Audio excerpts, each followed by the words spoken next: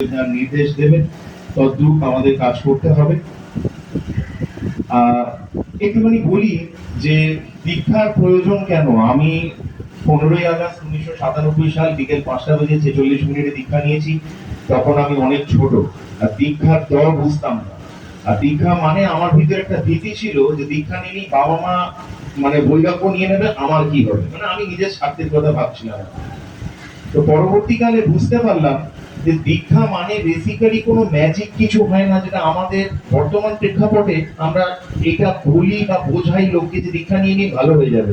এই কথাগুলো বলারই কোনো প্রয়োজন নেই, কারণ দীক্ষা নেওয়ার আগে আমি যা ছিলাম তাই আছি, নেওয়ার পরও তাই আছি। শুধু পার্থক্য এটা নেওয়া মানে হচ্ছে নিজেকে রেকটিফাই করা।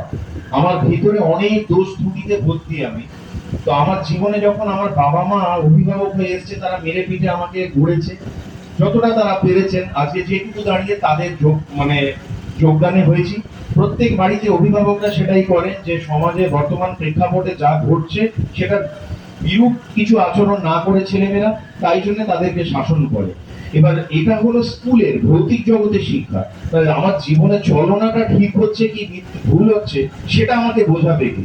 তো তাই জন্য আমার একটা ভুল ধরতে লাগে। বিজ্ঞানও আজকাল বলে যে সেন্টিপিটাল ফোর্স, আমাদের পৃথিবী একটা কক্ষে ঘুরছে, তো এইটা একটা ধুড়ির মধ্যে বাঁধা আছে বলে সেটা কক্ষের বাইরে যাচ্ছে না।